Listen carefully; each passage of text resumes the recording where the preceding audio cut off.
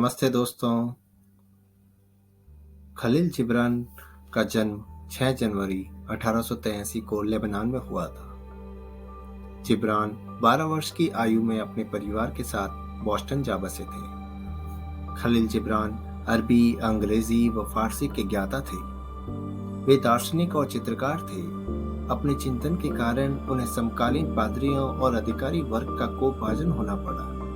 उन्हें जाति से बहिष्कृत करके देश निकाला तक दिया गया था। जिब्रान उपन्यास, कहानी, कविता, नाटक व सूक्तियां लिखने के अतिरिक्त चित्रकारी भी करते थे। 1931 में जिब्रान का अमेरिका में निधन हो गया। मित्रता हमेशा एक मधुर जिम्मेदारी है, अवसर कभी नहीं। ज्ञान नहीं रह जाता जब वह इतना अभिमानी हो जाए कि रो भी ना सके, इतना गंभीर हो जाए कि हंस भी न सके, और इतना स्वार्थी हो जाए कि अपने सिवा किसी और का अनुसरण न कर सके। एक दोस्त जो बहुत दूर है वो कभी कभी करीब रहने वालों से अधिक नजदीक होता है। क्या पहाड़ वहाँ रहने वालों की अपेक्षा घाटी से गुजरने वालों को कहीं अधिक प्रेरणादायी और स्पष्ट नहीं दिखता? जो शिक्षक वास्तव में बुद्धिमान है वो आपको अपने ज्ञान प्रकोष्ठ में प्रवेश करने का आदेश नहीं देता, बल्कि वो आपको आपकी बुद्धि की पराकाष्ठा तक ले जाता है। मैं तुमसे प्रेम करता हूँ जब तुम अपनी मस्जिद में झुकते हो, अपने मंदिर में घुटने टेकते हो, अपने गिरजाघर में प्रार्थना करते हो, क्योंकि तुम और मैं एक ही धर्म की संतान हैं और यही भावना है। यदि आप किसी से प्रेम करते हैं तो उसे जाने दें, क्योंकि यदि वो लौटते हैं तो वो हमेशा से आपके थे, और यदि नहीं लौटते हैं तो कभी आपके नहीं थे।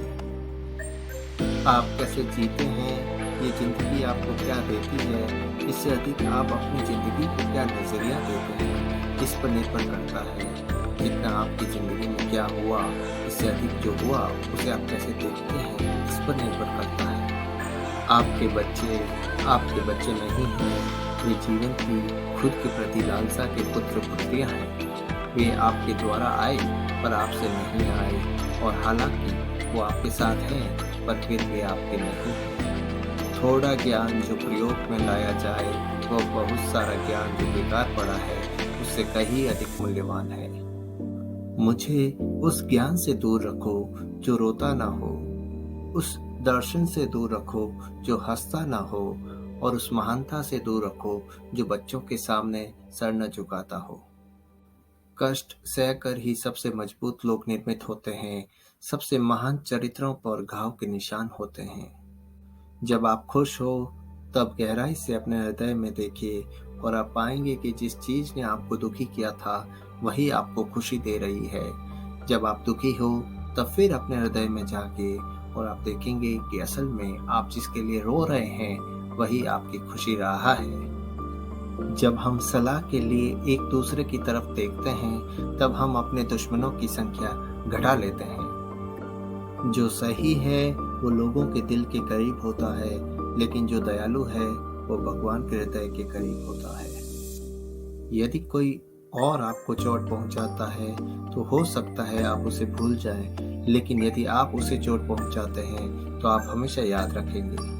यदि आपका हृदय ज्वालामुखी है तो भला आप फूलों के खिलने की अपेक्षा कैसे कर सकते हैं? यदि आप अपने राज हवा से बताते हैं तो उनके पेड़ों को पता चलने का दोष हवा को नहीं देना चाहिए। स्वतंत्रता के बिना जीवन आत्मा के बिना शरीर के समान है।